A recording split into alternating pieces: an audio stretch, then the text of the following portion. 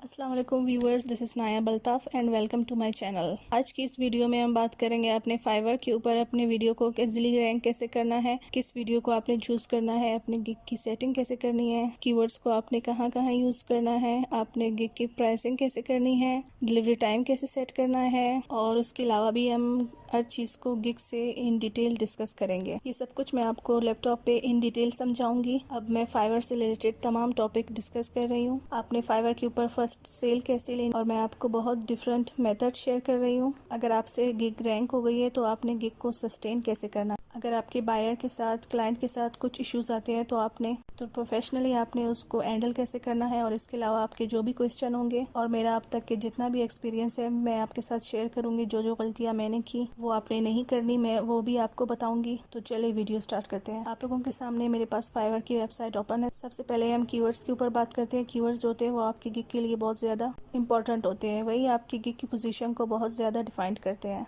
तो आपने ऐसे कीवर्ड्स को चूज़ करना है जिसमें कंपटीशन कम है, जिससे आप इजीली रैंक कर सके। फॉर एग्जांपल हम लोगो डिज़ाइन के कीवर्ड के ऊपर बात करें। लोगो डिज़ाइन का ऐसा कीवर्ड है जिसमें 75,000 सर्विसेज ऑलरेडी ओपन है। 75,000 सर्विसेज ऑलरेडी इसके ऊपर काम कर रहे हैं। तो हमारा फर्स्ट पेज पे आना और स्टार्ट के पेजेस पे आना बहुत ज़्यादा मुश्किल होता है। और उसके अलावा हम सुनते हैं डेटा एंट्री, एक ऐसी सर्विस है जिसमें हम बगैर सील किए बेइंतहा पैसा कमा सकते हैं। ये बिल्कुल सच बात है, लेकिन अब आप देखिए डेटा एंट्री के कीवर्ड के ऊपर 29,000 सर्विसेज है। ठीक है, इसमें भी बहुत ज्यादा कॉम्प्लिकेशंस है। अगर आपने डेटा एंट्री से पैसा कमाना ही है या डेटा एंट्री की सर्विस देनी है तो आप ऐसा कीवर्ड चूज करें जो डेटा एंट्री से रिलेटेड ही है लेकिन उसमें कंपटीशन कम है। अब मैं आपको दोबारा एग्जांपल देती हूँ। Adobe Illustrator. अब एडोब इलस्ट्रेटर एक ऐसा सर्विस है जिसमें 459 सर्विसेज ऑलरेडी है। इसमें देखिए कितना कंपटीशन ज्यादा कम हुआ है, 75,000 से लेकर 459। अब आप ये देख सकते हैं, अंदाजा लगा सकते हैं कि ये कीवर्ड बहुत ज्यादा लोगों ने चूज किया है। अगर आप इस कीवर्ड के ऊपर अपना गिग बनाते हैं तो आपकी गिग इजीली रैंक हो जाती है। ठीक है, नेक्स्ट वीडियो में मैं आपको कुछ ऐसा शेयर करूंगी जिससे आप अपने फर्स्ट परचेज ले सकते हैं। 1 से 2 मेथड शेयर करूंगी और आप इजीली उन मेथड्स को फॉलो करके अगर आपने अपने गिग को इस मेथड से बनाया जो मैं इस वीडियो के अंदर बता रही हूँ। अब एडोब इलस्ट्रेटर एक कीवर्ड हो गया जो कि हमने सिलेक्ट कर लिया जिसमें कंपटीशन कम था। अब हम देखते हैं यहाँ पे सजेस्टेड में एडोब फोटोशॉप आ रहा है। एडोब फोटोशॉप में आप देखिए कि 1200 सर्विसेज हैं। 25,000 सर्विसेज से कम है, कंपटीशन इसमें भी कम है और आप इजीली रैंक कर सकते हैं।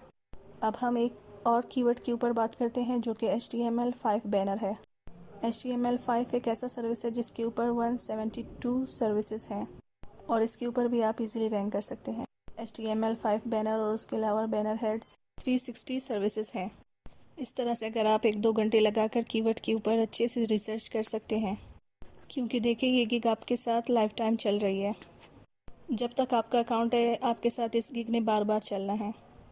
अगर आप अपने गिग को चेंज करेंगे, कीवर्ड चेंज करेंगे, ऑप्टिमाइज करेंगे तो आपके गिग का कोई हाल नहीं रहना।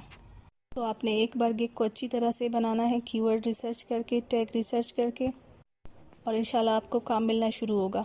इस तरह हमने ऐसे 3-4 कीवर्ड्स देख लिए जिसके ऊपर आप इजीली रैंक कर सकते हैं। अब हम एक और कीवर्ड देख लेते हैं, वर्डप्रेस। अब वर्डप्रेस कीवर्ड के ऊपर आप देखें 53,000 सर्विसेज हैं। 53,000 सर्विसेज का मतलब ये है कि आप इसके ऊपर भी रैंक नहीं कर सकते।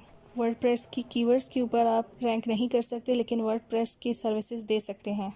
वर्डप्रेस की सर्विसेज के अंदर आप इजीली रैंक कर सकते हैं। वो कैसे? अगर हम वर्ड सीओ टाइप करें तो इसके ऊपर 2500 सर्विसेज हैं। अगर इसकी सर्विस 2500 तक आ गई है तो इसका मतलब इसकी कंपटीशन बहुत ज़्यादा कम है। तो ये सारे गेम टैग्स के और सारे गेम कीवर्ड्स के हैं। अगर आप कीवर्ड्स के ऊपर अच्छे से रिसर्च करते हैं, अच्छे से काम करते हैं। अब वर्डप्रेस की एसईओ वर्डप्रेस से ही रिलेटेड है। जिसको वर्डप्रेस एसईओ कहलाती है या जिसको एसईओ कहलाती है वो इजीली ये कीवर्ड उठा सकता है और इजीली अपने गिग को रैंक कर सकता है। अब हम प्रैक्टिकली देखते हैं कि आपने कीवर्ड्स की सिलेक्शन कर तो ली। मैक्सिमम आपको 5 कीवर्ड्स अलाउ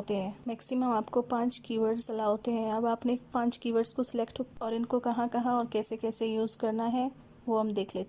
और अब आपने क्रिएट अ न्यू गिग पे क्लिक करना है और यहाँ पे गिग क्रिएट करना शुरू करनी है। तो आपने कीवर्ड सिलेक्ट कर लिया होगा, उसको आपने अपने गिग टाइटल में आई विल जो है वो ऑटोमेटिकली आपके लीड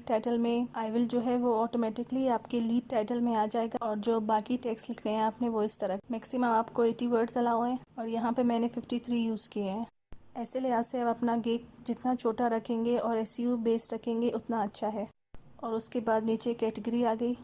अब टाइटल से रिलेटेड फाइवर ने आपको 3 कैटेगरी सजेस्ट कर और आप अपनी मर्जी से कोई भी कैटेगरी सिलेक्ट कर लें। मैं इलिस्ट्रेशन कर रही हूँ और आप अपनी मर्जी से कर लें। और यहाँ पे गिग मेटा डेटा आ गया। यहाँ पे गिग मेटा डेटा आ गया कि आपने स्पेसिफिकली कौन सी सर्विस देनी है। यहाँ पे गिग मेटा डेटा आ गया तो आपने स्पेसिफिकली इलिस्ट्रेशन में कौन सा सर्विस देना है तो मैंने एनीथिंग कर लिया, तो मतलब आप कोई भी दे सकते। अब यहाँ पे लिखते हैं सर्च टेक्स्ट, जिनका मतलब ये है बायर क्या वर्ड लिख के आए आपकी गिग उनको फर्स्ट पेजेस पे मिले।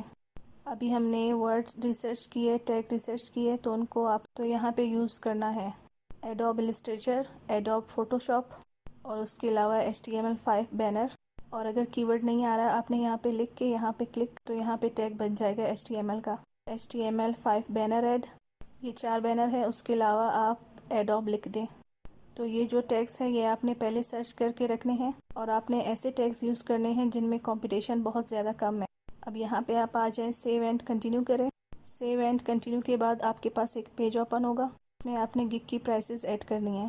आप यहाँ पे सी एग्जाम्पल करके इन डिटेल भी देख सकते हैं। अलावा मैं आपको बता देती हूँ कि आपने अपनी प्राइसिंग करनी कैसे है। यहाँ पे 3 पैकेजेस आपको यहाँ पे शो हो रहे हैं, बेसिक, स्टैंडर्ड और प्रीमियम। यहाँ पे आपने अपने पैकेज का नाम लिखना है, कोई भी नाम लिख सकते हैं। फिलहाल मैं बेसिक रख रही हूँ, बेसिक, स्टैंडर्ड और प्रीमियम। बाद आपने यहाँ पे अपने पैकेज को 1 लाइन में, 2 लाइन में, 1.5 लाइनों में बता देनी है कि आप इस पैकेज में क्या दे रहे हैं। मैं आपको एग्जांपल के तौर पर बता रही हूँ, जो कि मैं इसकी सर्विस नहीं देती ग्राफिक डिज़ाइंस की। आपको सिर्फ जनरली बता रही हूँ कि आपने टेक्स्ट कैसे सिलेक्ट करने हैं और बाकी चीज़ें जो इम्पोर्टेंट पॉइंट्स हैं वो आपने किस तरीके से सिलेक्ट करनी है। यहाँ पे आप 2 कर दे, टिक हो गया। यहाँ पे 3 कर दे। डिलीवरी टाइम सबसे इम्पॉर्टेंट बात है। आपने अपने बेसिक पैकेज की डिलीवरी टाइम जो है वो 1 डे सिलेक्ट करनी है। उससे ये होगा कि क्लाइंट देखेगा कि आपने पैकेज की प्राइस भी कम रखी है, सर्विस भी आप अच्छी दे रहे हैं, काम भी आप ज़्यादा दे रहे हैं और दे भी आप कम टाइम में रहे हैं। तो मैं ये गिग परचेज़ कर रहा हूँ। बेशक आपने गिग एक टाइम में नहीं देना, एक दिन में नहीं देना। आप एक दिन में डिलीवर नहीं कर सकते, आप बिज़ी हैं, आप कोई और काम कर रहे हैं। आप अपने क्लाइंट से बात करें, ईजिली कम्युनिकेशन करें, वो बात मान जाते हैं और वो आपको टाइम एक्सचेंज कर देते हैं। बाकी जो पैकेजेस के डिलीवरी टाइम है वो आप अपनी मर्ज़ी से सिलेक्ट कर सकते हैं। अब यहाँ पे आते हैं रिवीजन्स। रिवीजन्स क्या होती है?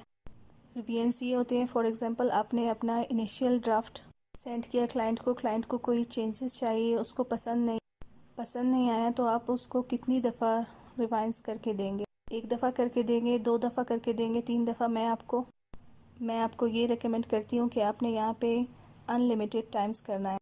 अनलिमिटेड टाइम आपने तमाम पैकेजेस के लिए करना है। इसका मतलब ये नहीं होता कि आप सारी ज़िंदगी ये प्रोजेक्ट्स करते रहेंगे, ज़िंदगी यही रिवाइज करते रहेंगे। ये गिनती में नहीं आता, ऐसा नहीं होता। क्लाइंट को अच्छा नहीं लगता। क्लाइंट को अच्छा लगता है कि ये मुझे अनलिमिटेड टाइम, तो क्लाइंट को अच्छा लगता है जब तक मैं प्रोडक्ट सेटिस्फेक्शन के मुताबिक ना ले लूँ। अब यहाँ पे फिगर्स जो हैं वो भी आपने बाकी सेलर्स को देख कर करना है कि किन किन प्राइस में क्या क्या दे रहे हैं। आपने अपनी जो सर्विसेज है वो कम टाइम में ज़्यादा देनी। ये आपने तब तक करनी है जब तक आप लेवल 1 सेलर नहीं हो जाते।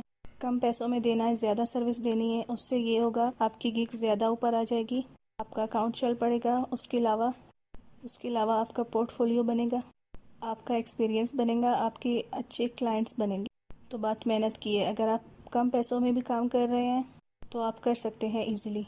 सोर्स फाइल अगर आपने देनी है तो दीजिएगा और बाकी जो चीज़ें आप अपनी रिक्वायरमेंट के मुताबिक और बाकी सेलर्स को देख ले वो क्या क्या देख रहे हैं उसके मुताबिक कर लीजिएगा।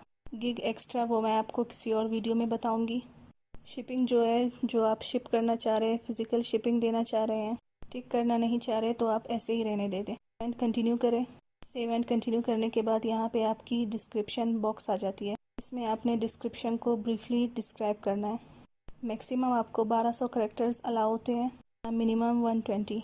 तो आपने अपनी डिस्क्रिप्शन है उसको छोटा लिखना है, लेकिन अगेन आपने अपने डिस्क्रिप्शन में भी कीवर्ड्स को शो करना है। अगेंस्ट आपने डिस्क्रिप्शन ओवरव्यू में फर्स्ट स्टेप में उनको आपने 1 से 2 बार यहाँ पे मेंशन करना है।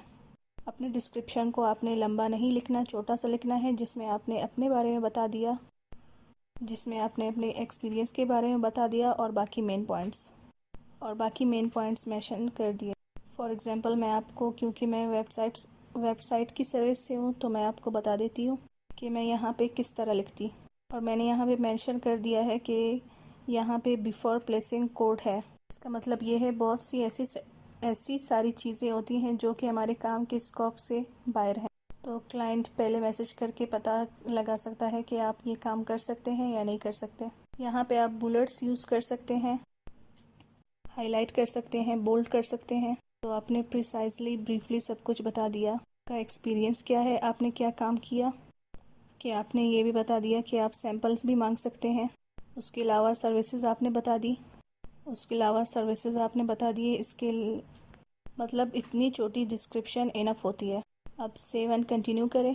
सेव एंड कंटिन्यू के बाद यहाँ पे रिक्वायरमेंट का सेक्शन आ जाता है, जिसमें आपने अपने क्लाइंट से रिक्वायरमेंट्स पूछनी है कि आपको प्रोजेक्ट स्टार्ट करने के लिए क्या क्या चीज़ें चाहिए। जिस तरह मैं वेबसाइट के काम करती हूँ तो मुझे वेबसाइट एक्सेस चाहिए होती है या लॉग इन डिटेल्स चाहिए होती है। तो आपने अपनी सर्विस से रिलेटेड वो चीज़ मेंशन करनी चाहिए जिसके बगैर आप काम स्टार्ट ही नहीं कर सकते।